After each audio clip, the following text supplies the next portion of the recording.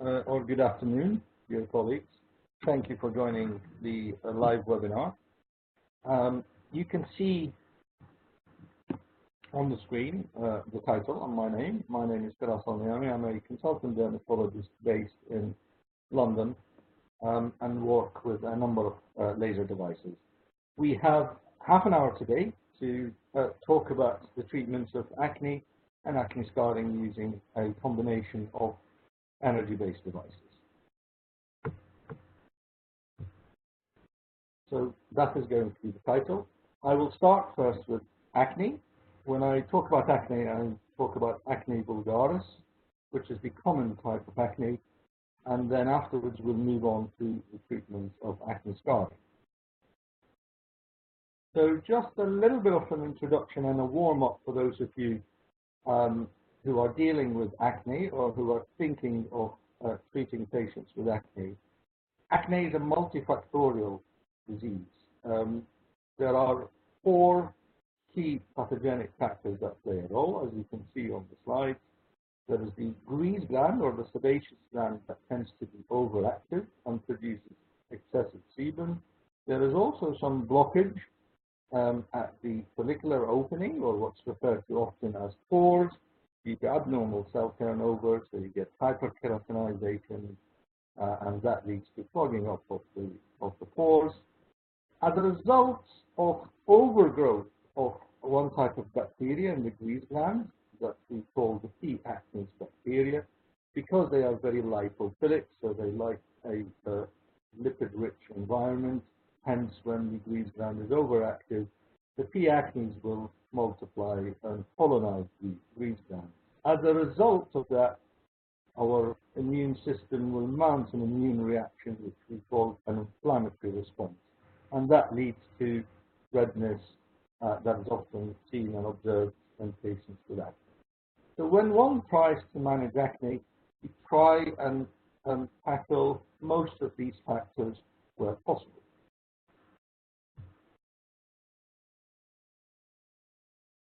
Treatment of acne, there are a number of treatments for acne. And I put on top the medical therapy, which is often a combination of oral or topical. One particular drug is isotretinoin, which is often given solely as an oral medication. Medical therapy does remain the mainstay of treatment for the moderate to severe types of acne. However, in real life, when you deal with patients, there are some patients who do not want to take medication or simply have contraindications or develop some serious side effects to some of the medications, and therefore some patients will seek alternative non-medical treatments. Other modalities and treatments that are used in acne include chemical peels. These include the alpha-hydroxy or the beta-hydroxy acids, such as the salicylic acid peels. Mechanical, such as microdermabrasion or comedone extraction, particularly for the congested type.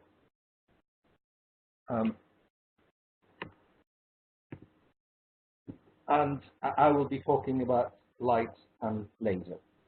Just to mention that you are able to type in questions. You will be able to see a Q&A section where you'll be able to type in questions. However, I attempt to answer the questions as much as I can at the end of the webinar. So from now on, we're going to be talking about the role of light and laser in the management of acne. So how does it work? I think if the question is, does lasers or lights play a role in acne vulgaris? How does that work? The answer is yes, definitely. And there are 2 main mechanisms for that. There is a photochemical and a photothermal effect. So the photochemical effect means that the light that we are using, whether that's from a blue light source or, for example, from a laser, in this case, I'll be talking about my experience with a pulse dye laser, which is a yellow light laser, that has a chemical effect on the skin, in the grease gland, and by killing the bacteria. But there is also a photothermal effect from the laser, and that is when the laser will generate some heat, and that heat will lead to coagulation of the small vessels that feed the grease glands, but also plays a role in against the inflammatory response, but also heating up of the grease gland that reduces its activity. And remember, overactivity of the grease gland also contributes to active acne. So generally speaking, for the photochemical effects, you rely on the shorter wavelengths, which is the blue lights, or the wavelengths that lie within the so-called Story band, between 500 to 600 nanometers. And you can see that the pulse dye laser with a wavelength of 595 nanometers sits nicely in the Story band. And what happens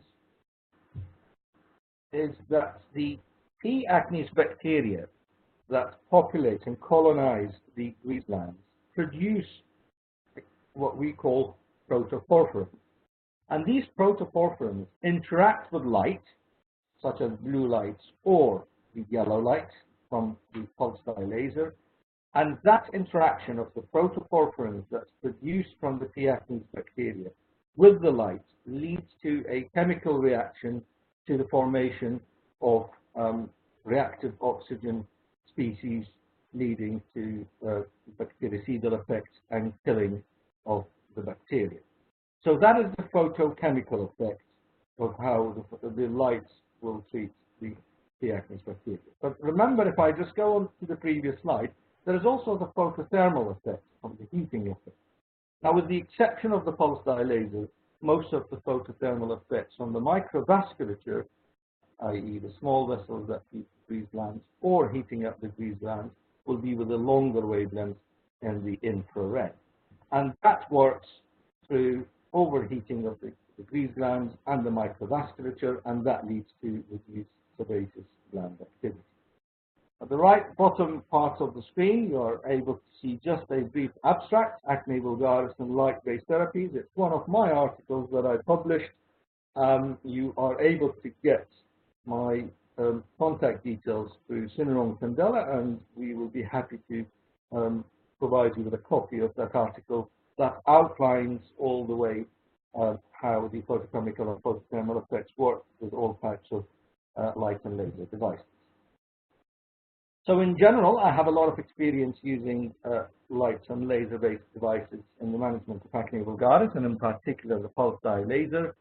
And from my experience, multiple sessions are required. Now, the interval is important because, remember, the P. acnes bacteria tend to regrow and overpopulate at a fairly rapid rate, and therefore the interval generally tends to be somewhat shorter than the traditional 4 to 6 weeks. So if possible, 2 weeks interval treatment with a pulse dye laser for inflammatory acne will give you better results. And my experience, and also from the published literature, that the pulse dye laser works better in inflammatory acne compared to the comedonal congestive acne. However, there will be still somewhat a role for the comedonal acne, but in particular, it works better in the inflammatory component. And where possible, combination with topical treatments. I put my patients on a salicylic wash and a topical retinoids where they can tolerate it, even if that's just 2 to 3 times a week, and they stop it a couple of days before the laser treatment and then restart a couple of days afterwards. But combination of topical treatment with the pulse dye laser yields, from my experience, better results. Now, one might ask, how do you know it's not the topical treatment? Well, I know that because many of my patients would start on the topical treatment and they have slow improvement, but they see a dramatic difference and improvement as soon as I start treating them also with the pulse dye laser. And there are some patients who simply just don't want to use any topical treatment, and I solely rely on the pulse dye laser and get good results. So that was a brief introduction on acne vulgaris and the role of lights and lasers on how they work through the photochemical and photothermal effects. And now we'll talk more specifically about the device and the setting that I use.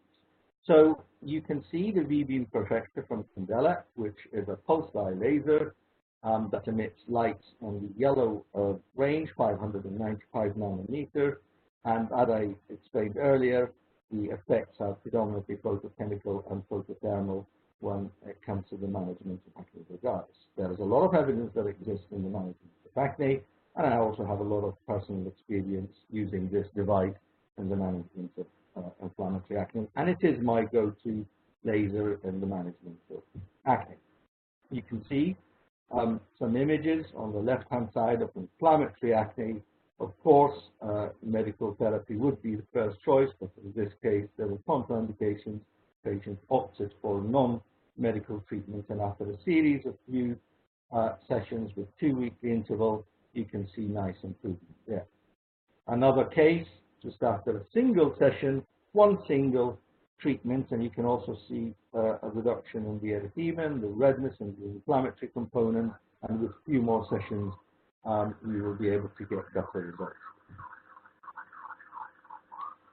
So now, more importantly, the parameters. And as with any laser treatment, there is no set standard parameter for every condition and every patient, because every patient will require some adjustments to the parameters. But in general, when you're using the V-beam Perfecta pulse dye laser in the management of acne, you're using it in subpurpuric settings, so that is settings whereby you do not get purpura, you do not require purpura when you treat acne, and in general, more than one pass where it's tolerated will give better results. I almost always do 2 passes, and then on the inflammatory spots, so the papules and pustules, I will then do another stack.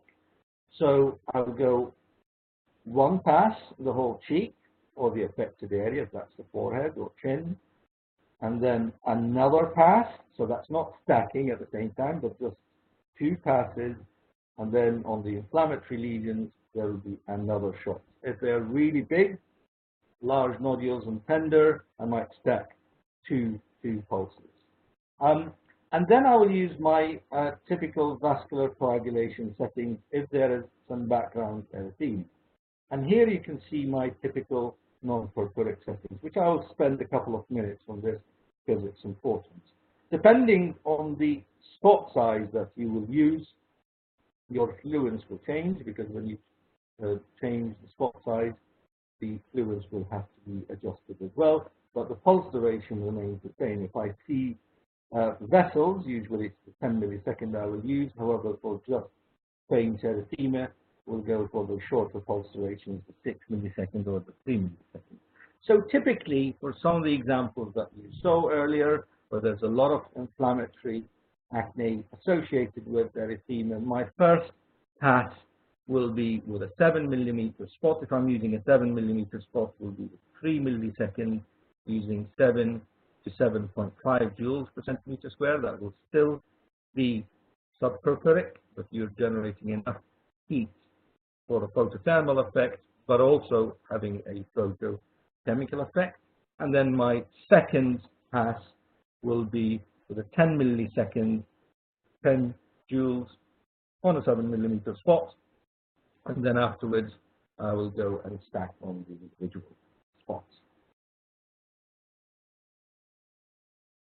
So, in conclusion, when it comes to the section of acne, the pulse dye laser, and in this case, it's the machine from Candela, the V-beam Perfecta, has a 595 nanometer wavelength, which is in the yellow light range, and it has both a photochemical through the interaction of the protoporphyrins that's produced from the P. acnes bacteria and the yellow lights leading to reactive oxygen species production and killing of the bacteria, and the photothermal effect through the generation of heat that leads to coagulation of the small vessels and heating of the sebaceous glands. In practice, when you're using the pulse dye laser in the management of inflammatory acne, you would require multiple sessions and typically somewhat shorter intervals for around 2 to 4 weeks. And in practice, again, you get better results when you try, where possible and where tolerated by the patient, to combine the pulse dye laser treatment with other topical treatments. You can also combine it with some oral medication, but you have to be mindful that some oral medication will have photosensitivity, so you just need to bear that in mind. So that was the first part of the webinar on acne. And now we'll move on to the second part of the webinar, which is really a continuum of inflammatory acne, which is this debilitating condition of acne scarring. And these are just some images of different types of acne scarring that you can get. But in this case, we're going to be concentrating on acne scarring affecting the face, because in most of the cases, that's what we deal with, and that's what I see in the clinic. So a brief introduction on acne scarring. Acne scarring is the result of the inflammation, the inflammatory response of the acne and the follicular rupture that ensues from that. And there are certain processes that play a role, such as the toll-like receptor 2 activation and activated protein 1, AP1. And I think what's really important is to just highlight the point that you can get acne scarring from any severity of acne. Of course, when the acne is very severe, the chance of developing acne scarring is much higher. And in practice, that's what we mostly see. However, I have seen acne scarring as a result of what we as doctors would grade as mild acne. So I think it's important also not to ignore mild to moderate acne, to take that seriously, and also to treat that early on to prevent the progression and formation of acne scarring, because acne scarring can ensue from any type of severity of acne. Simplistically, we divide acne scarring into atrophic, i.e. loss of tissue, or hypertrophic or keloidal, such as the previous example where you saw on the shoulders, these raised scars, they can be hypertrophic or keloidal. But most of the time when acne scarring appears on the face, and the vast majority tends to be an atrophic type, of which there are three subtypes: the rolling, the ice pick, and the box scars. And here you can see images of the ice pick scars that tend to be narrow but deep, and the rolling scars that tend to have these fibrous strands that pull down on the base of the scar, and then the box scars that tend to have these upright shoulders and somewhat shallower compared to the ice pick scars in terms of the depth. And we know from experience that box scars tend to respond better and easier to treat compared to the ice pick scars that are harder and the rolling scars in between. But often I would use combination treatment, which I will come to that in a second. But when it comes to the role of lasers or energy-based devices, I would say, for the management of acne scarring, again, that is largely due to the photothermal effect that leads to stimulation of collagen. You get feature of proteins that play a role as well. And we know traditionally we have the ablative and the non-ablative modalities. And I think it's fair to say from the literature, but also certainly from my own experience, that energy-based devices in general, when used appropriately with the right selection and the right setting, tend to give us superior results compared to other non-energy-based devices, modalities in the management of acne scarring.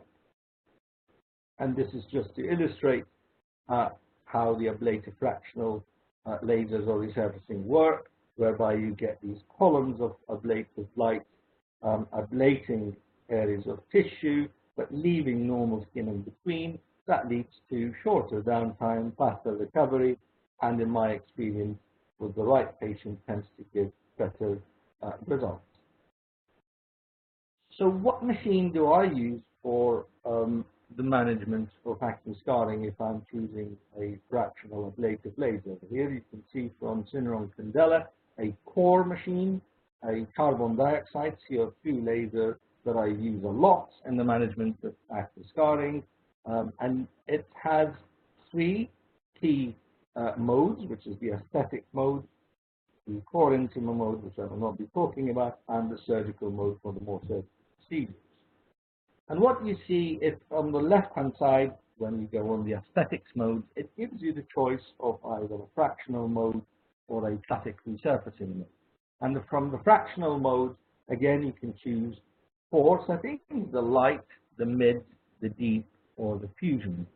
Now I want to talk first about the deep mode, because this is the one mode that I generally tend to use first when it comes to the management of acne scarring. And the deep mode, as you can see on the left side of the image, on the below one, you can see narrow columns, so that's 150 micron width, and then depending on the fluids you'll be using, you can go as deep as 750 microns. So depending on how deep your acne scar on the cheek is, you'll be able to match that with the fluids and then treat the deep components of the acne scar. And then you can choose the density you want. The machine will give you a maximum density of 5%. And here on this slide, interesting histology from Tinner and Candela using this machine, the core machine, which basically shows you that as we increase the energy, the depth of penetration increases, which is important because if you have a shallow acne scar on thin area of skin, then you will use low to moderate fluences. However, if on thick cheek skin, for example, you have a very deep acne scar, then you're going to be using high fluence because we know that the depth of penetration of this deep mode, the fractional mode, corresponds to the fluence that you'll be using. Now, one important feature of this device that I use a lot and I like a lot is the so-called fractional fusion mode, which is a fusion of two modes, which is the deep mode, which I just explained, but also a more superficial mode that's called the mid mode. And the mid mode is there for the surface of the skin, for more epidermal resurfacing. So when you have, for example, the box scars that tend to be a bit more superficial, they will also improve when you're using the mid mode. So often in combination of using the deep and the mid modes, i.e. the fusion mode in this case, you'll be able to tackle and target the deeper components of the acne scar and the more superficial components of the surface of the skin. And for example, in this example on the left-hand side, there are some deep acne scars with upright shoulders. So in this case, I will use the shape that matches the scar. We'll be using a high fluence, so 60 or 70 millijoule with the deep mode alone first, and 5% treats the base of the individual scars because these are deep scars, as you can see, on thick skin. And then afterwards, we'll be using the fusion mode going over the treated area. So the base of the deep scars will be treated with high fluence, the deep mode, and then the entire affected area will be treated with a second pass. I will treat that with the fusion mode, which will be the combination of the deep and the mid modes that will also improve the surface texture. And here again, after one session, you'll be able to see where you will be using the combination of both the deep and the mid modes. You will be able to target these scars, but also improve on the texture. And I must say that in general, I tell my patients that often I will have to use more than one treatment, because I think it's the right thing to do, because you match the expectations of the patients, and in general, from my experience for acne scarring, you would require more than one treatment session, even if you're using fractional ablative lasers, to get very, very nice results. Darker skin types, yes, you need to prep them, prepare them for 4 to 6 weeks beforehand, and instruct them on the post aftercare, but you can also certainly get nice results, and this is just after one treatment using the fractional ablative core laser. So that's how I deal with the core laser. So it's deep mode, high fluence density on the base of the scar, and then using the fusion modes to treat the area. And my density for the mid mode, which is part of the fusion mode, will increase if I want more surface improvement or epidermal resurfacing. The other nice machine that is also used, and I have used a lot for acne scarring, is the E2, which is a fractional radiofrequency, which is not a laser. But fractional radiofrequency relies on tissue impedance, or the resistance within the tissue, to generate the flow of electrons. In simple terms, what you get is you get with the fractional radiofrequency, you get a narrow column of ablation at the surface, but you get a deeper column of coagulation at the base. This is just the screenshot of showing you where you can see that depending on the energy that you'll be using, you can get deeper coagulation to ablation. And I think this image will show it. What you see is you see a reverse cone where you see a narrow zone of ablation but a wider zone of coagulation. And what this means in practice, this means shorter downtime but more impact where it's required, which is the dermis, and less impact on the surface of the skin. And in very simple terms, the way this works is the epidermis has less water content compared to the dermis. And therefore, the pins that are used are smaller. So when you use smaller pins, whereby that was going to be the plus electrode, the flow of electrons was going to have to go from the small pins to the larger pin on the side, which is the negative or the minus electrode. And the small pins means the density will be high. And when you have a high density, you will increase the temperature within the epidermis to exceed 100 degrees Celsius, so you get a zone of ablation. As soon as then the electrons, the flow of electrons, traverse and pass the epidermis and find themselves into the dermis has a higher water content compared to the epidermis, which means also that the electrons will diverge because radiofrequency and electrons will like a water-rich content, which means that the density will be lower. When the density is lower, the temperature rise will be lower as well, so it doesn't exceed 100 degrees, therefore you do not get ablation, but it reaches temperature between 50 to 80 that gives you the coagulation. So that is how fractional radiofrequency works. And in this case, for example, you use the high mode, you use high fluence on the affected area, and then lower fluence on the surrounding area. And you can do more than one pass. 2 to 3 passes, 3 passes on lighter skin types. On higher skin types, I will stay with 2 passes. But you can certainly, as you can see here, also use that on darker skin type with less risk of post-inflammatory hyperpigmentation. Radiofrequency is what we call colorblind, therefore there's no stimulation of melanocytes, but I do appreciate that the inflammatory response can sometimes lead to some temporary post-inflammatory hyperpigmentation. However, this is almost always transient. Here's a nice case of some before and afters after 3 treatments using the fractional radiofrequency, and you can see nice improvements. So fractional radiofrequency, minimal ablation to the epidermis, a wider zone of coagulation in the dermis with much less downtime compared to the fractional ablative laser. And sometimes you can combine the two.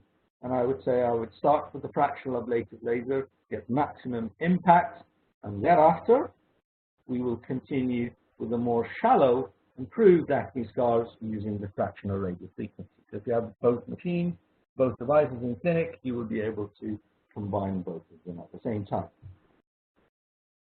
This is one of my articles that I have published last year on the use of fractional radiofrequency in the management of acne scarring, reviewing all the existing literature and evidence, and also adding in my own cases and my own experience. And the one take-home message from this article that was published in the Journal of Cosmetic and Laser Therapy is that from all the published studies, beyond 6 months, there was no post-inflammatory hyperpigmentation, including skin touch situations. So once again, you can safely treat skin touch 5 and 6 with a fractional radiofrequency for acne scarring, and there may be just some temporary post-inflammatory hyperpigmentation, but from all the published studies and literature, there were no cases of persistent post-inflammatory hyperpigmentation beyond 6 months. And that's also been my experience, and I have treated many skin touch patients as well. Now, so we talked, when it comes to the management of acne scarring, we talked a bit about the role of the ablative carbon dioxide laser, the ablative CO2 laser, and then talked about the fractional radiofrequency, EE2, And now finally we'd like to talk about a nice new device, which is the Pico-Way, and whether it has a role in the management of acne scarring. Just a little bit of an introduction about this device. The Pico-Way has 3 wavelengths. It's a picosecond laser that has the shortest pulse duration, the highest peak power, and the highest peak power means that you are able to get high fluences on a large spot size. It has a 532 nanometer, a 1064, and a 785, which is not an alexandrite, but it's a titanium sapphire plate that is ideally suited for the management of blue and green tattoos. But in this case, I'd like to talk about one particular handpiece of this machine, the Pico-Way, which is called the Resolve handpiece, or in other words, the fractional handpiece of the picosecond laser. Just like with the carbon dioxide laser, the CO2, there is a fractional mode. Just like with the radio frequency with E2, there is a fractional mode, and the same applies to the Pico-Way, which is a picosecond laser. There's a fractional handpiece, and it comes in both wavelengths, the 532 as well as the 1064. And it relies on this holographic fractional technology, where there is a holographic beam splitter that comes out from the lens, which means that the light coming out of the lens will be split into equal columns of high spikes of energy. But look at the total energy, which is 0.4 joules, which is very minimal. This is a painless procedure. I've had it done myself as a trial, just one sheet. This is a painless procedure, and it is associated with very minimal downtime of perhaps just a little bit of redness and swelling for a maximum of 2 days if you use several passes. And this is an example here on the left and right hand side where you can see an improvement after just one treatment. This is a new treatment. So the Pico-Way Resolve, I'll usually use 4 to 5 passes on modest fluences. There is no end point. There will be a little bit of erythema and edema, but from my experience, the results correspond not so much with the fluens as much as with the number of passes. So you don't necessarily need to use high fluences. From my experience, mid fluences give equivalent results, but the difference will be with the number of passes, i.e. the more passes you will do, the more impressive the results are compared to less passes. And again, here on the left-hand side, you'll see one of my articles, which I published a couple of years ago, really, on the use of picosecond laser beyond tattoos, because I think most still associate picosecond lasers with tattoos, but on this article that I wrote and published, clearly also shows all the other uses of the picosecond lasers outside of tattoos, which do not just include pigmentation. Certainly with the fractional handpiece, it includes also acne scarring, and there are many, many published studies now on the use of the fractional handpiece of picosecond lasers in the management of acne scarring. On the right-hand side, you can see one of the newest articles published in the Journal of Lasers and Surgery in Medicine, using this exact handpiece from Pico-Way Candela, which is the Resolve handpiece, in the management of acne scars. So how do I approach acne scars? Because remember, as I showed you earlier, there are also other types of acne scars, such as rolling scars and ice pick scars. If I put in the middle the column of main treatment, that will be energy-based devices. EBD stands for energy-based devices. The reason I call it energy-based devices and not lasers, because remember, the fractional radiofrequency is not a laser, and therefore I lump them together and call them energy-based devices. So my main treatment is energy-based devices, but then sometimes there might need to be a pre-treatment. So a patient, even if you haven't been treating that patient for his inflammatory acne with pulse dye laser, but in addition to his acne scars, he has a lot of erythema. So post-acne erythema, erythema associated with acne scars, some call it macular erythema. I will first treat with pulse dye laser in my non-purpuric coagulation setting. So again, that would be a 7 or a 10 millimeter spot, 6 or 10 milliseconds, and then if I'm using a 7 millimeter spot, it would be a 9 to 10 joules. If I'm using a 10 millimeter spot, it will be somewhere between 6.5 to 7.5 joules. The two passes and few treatments to reduce the erythema, and then we'll move on to using the energy-based devices. And sometimes for any persistent post-CO2 laser, if there is erythema, you can nicely treat that with the pulse dilator. So that's one of the reassuring things, that if you treat a light-skinned patient with the fractional CO2, and let's say 2 months down the line they still have some erythema, you can nicely treat that with the V-beam perfector, again with my non-purpuric coagulation setting, which I showed earlier on. For some of these very deep ice-pick scars, I tend to punch excise them first. So I do first a surgical procedure where I use a 2 millimeter punch biopsy kit.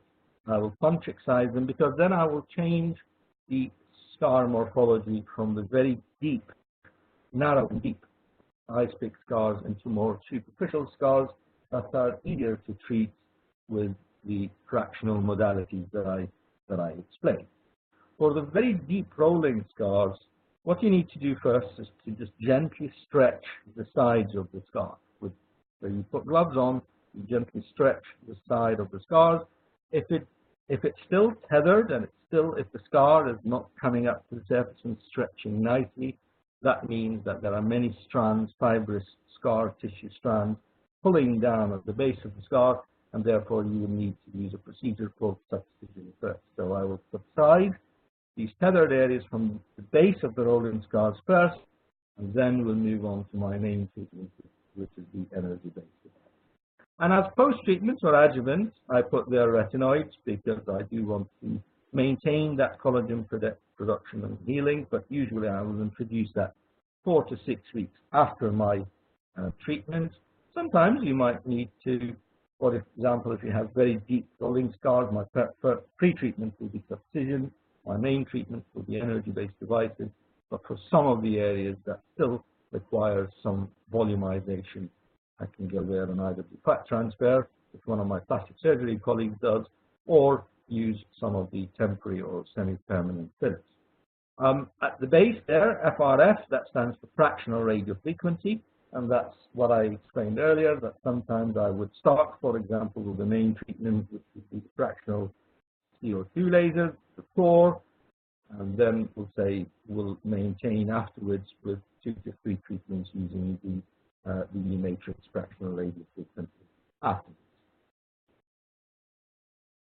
So this diagram shows more or less in a simplistic way the way I approach acne scars, and the reason I put the pre and post treatment is because often in reality it's a combination approach. So we're coming toward the end of the webinar. In conclusion, acne scarring, as I say, requires a combination of treatments. There are many devices that are available, but the one I use in practice are the fractional CO2 laser, which is the core laser from Syndrome Candela, the fractional radiofrequency, which is the E2, and the picosecond laser from Candela, which is the pico-way laser that has an additional fractional handpiece that's called the resolved handpiece that you can use on all skin types from 1 to skin type 6, and I have also treated skin type 6 with a resolved handpiece. And often multiple treatments are required. So thank you for listening, and we'll now look at, there have been some questions that we'll try, with time allowing, we'll try and answer some of the questions.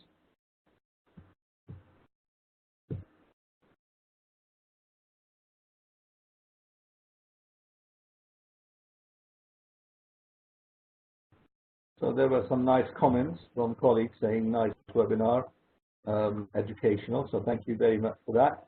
I think a couple of colleagues had some issues with accessing first, but I'm trying to see if there. So there's one question: what is the difference between pulse dye laser and yellow laser? So there is one company that produces a yellow laser at a wavelength of 577 nanometer.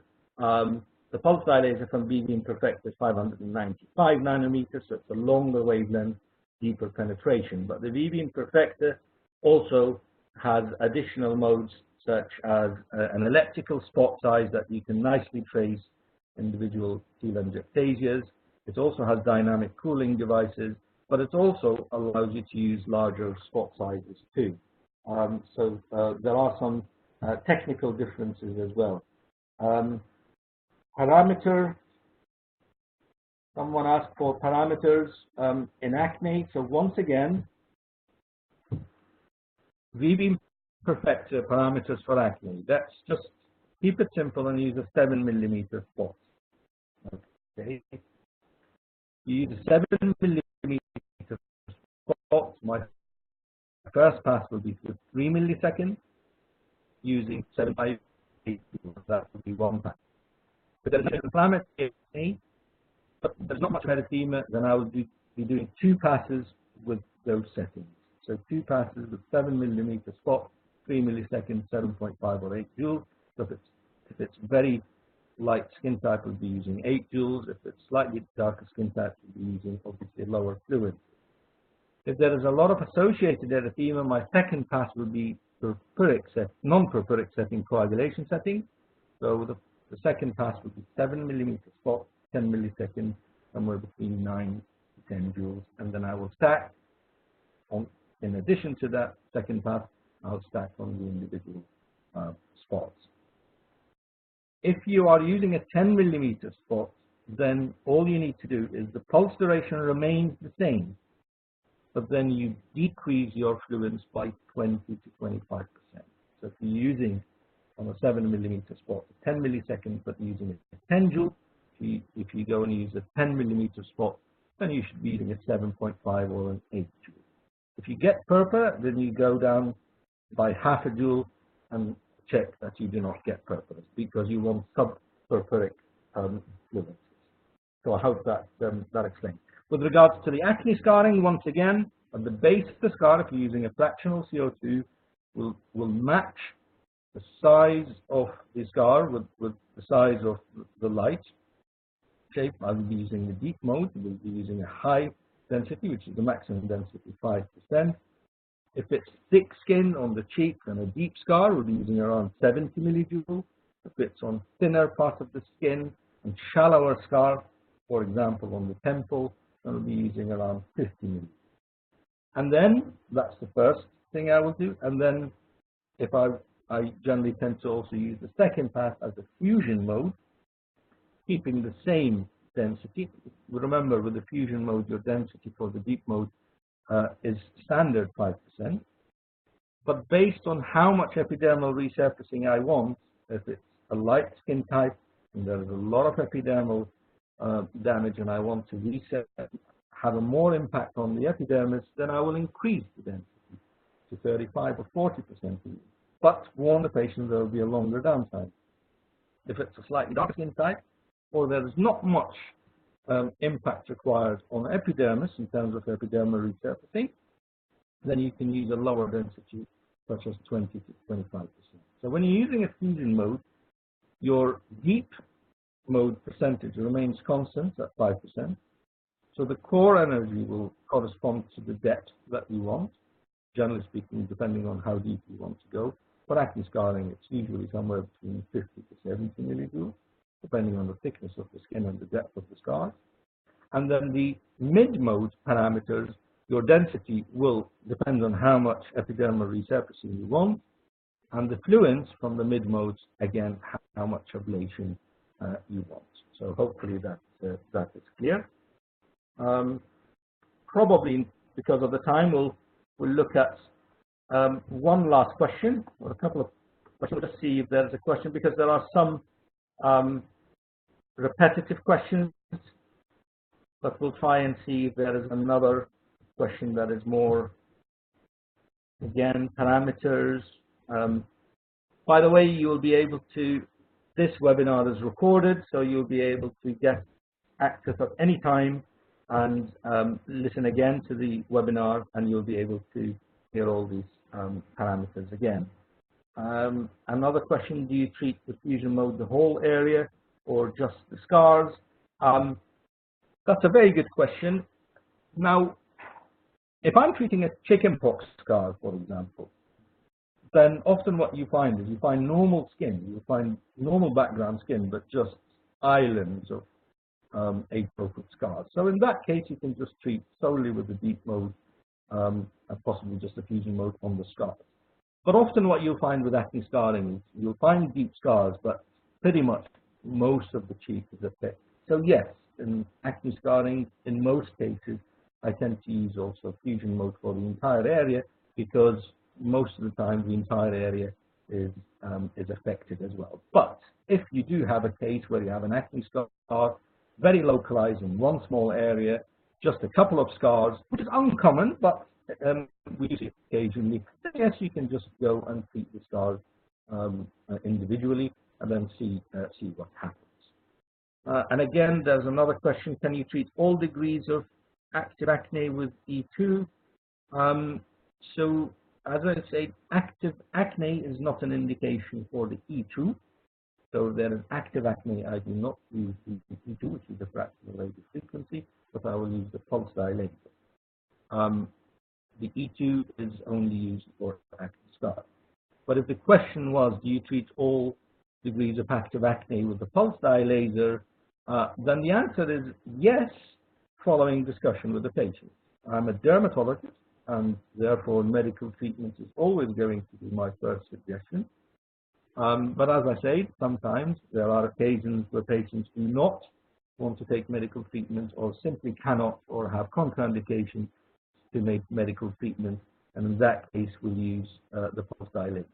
If you have very severe acne, then I think you really will have to be using medical treatment. But for the mild to the moderate acne, which is the commonest type of severity of acne that I see in clinic, then yes, certainly the pulse dilator, the Vivian Perfect, can be used, and it can be used very nicely. I think given the time, we'll have to stop because most of the questions I see are more or less repetitive, related to the settings, which are available, as I said, because this webinar is recorded, and therefore you'll be able to gain access to it at any time, and will be able to hear the settings again. Should there be any specific questions, you'll be able to get my contact details through Sunarong Candela, and I'll be very happy to give you an individual reply and response. I would like to thank you all for joining this webinar and listening to me, and good luck with the management of acne and acne scarring with energy-based devices. Thank you. This concludes the webinar.